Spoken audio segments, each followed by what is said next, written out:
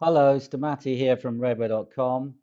I'm going to show you how to play around with Companies House data, the UK Companies House data given to us free by the government Companies House when there's 5 million or so records there. So I've been playing around with it for years, but Power BI lets you do it all in Power BI desktop. You don't need to upload it into a database, so that's great.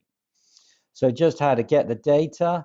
If you search for Companies House Accounts Data Product, you'll get to this screen eventually. You can download this zip here, which is the very latest list of 5-6 million or so companies. And for fun, we're going to also download a CSV file.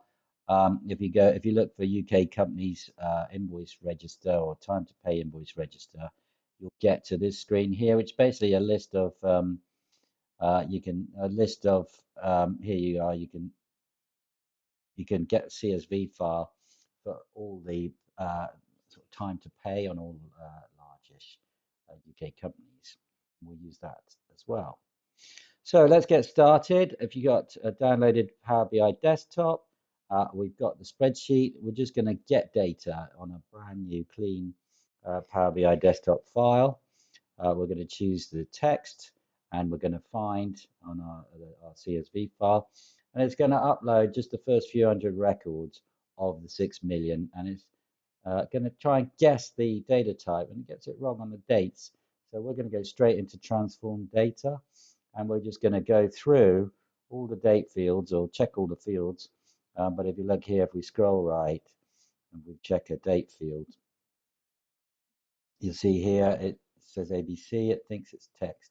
So if we right click change type to date, then that will fix that. So there's quite a lot of date fields in here. Everything else seems right. So you'll go through there. You could, if these were wrong, you would change that, for example, to a whole number. And when you finish, you're going to press close and apply.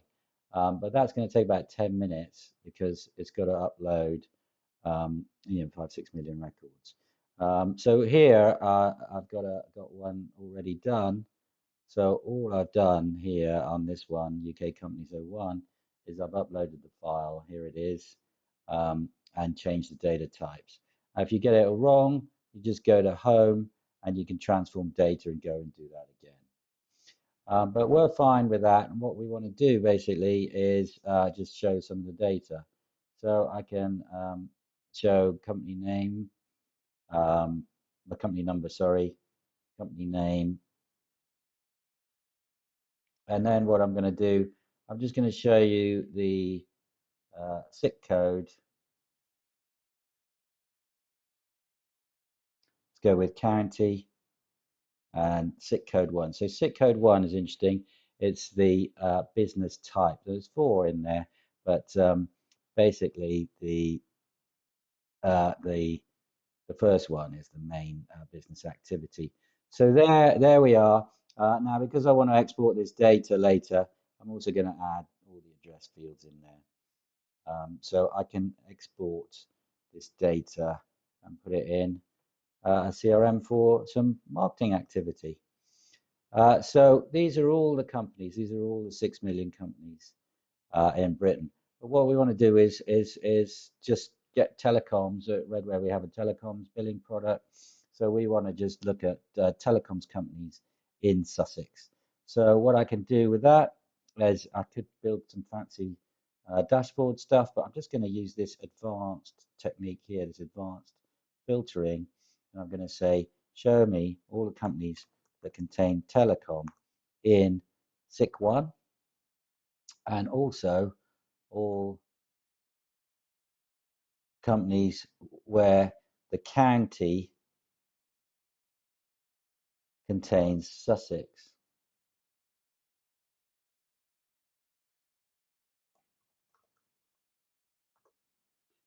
Okay, so give it a second.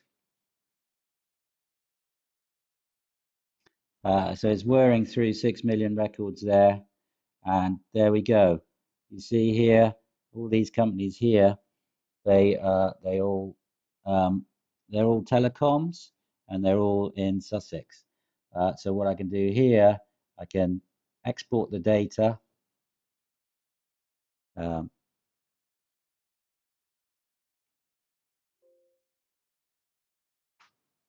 And now if I go in and look at, find that folder,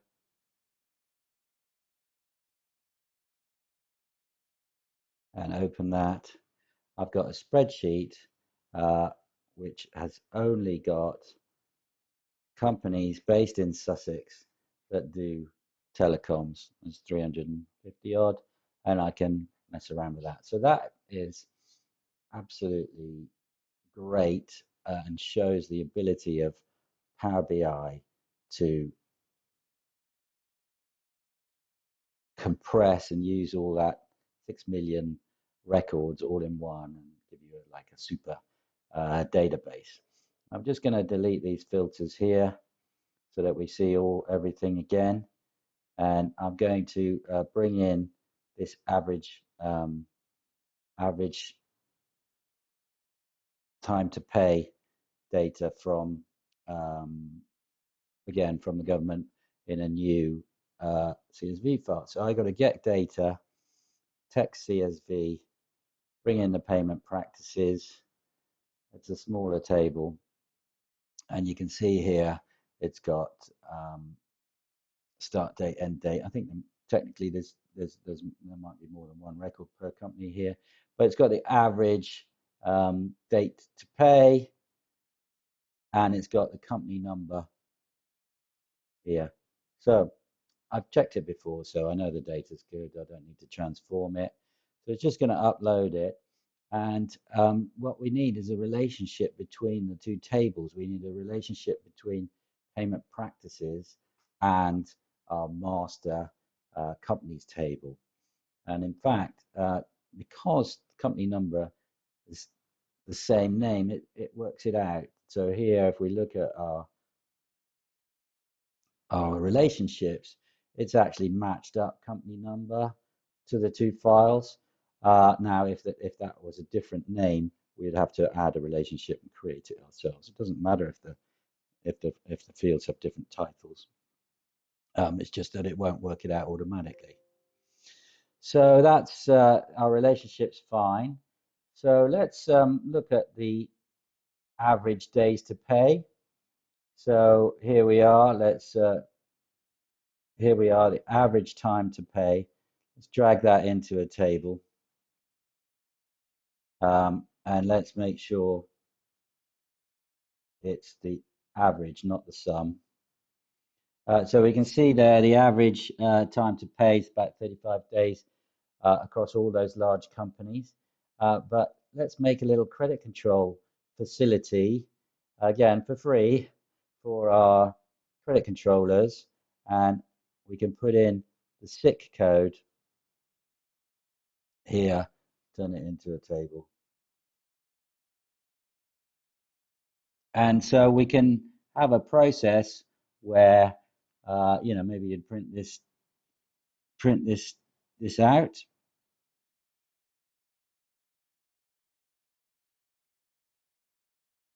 Let's try and get it to work. Why doesn't it work? Oh yeah, there we go. So there's the SIC code, and you have to give it a little bit of time.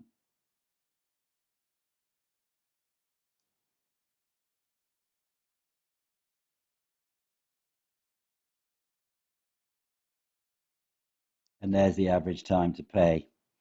Okay, so we can see, so perhaps say we're doing credit control on licensed restaurants.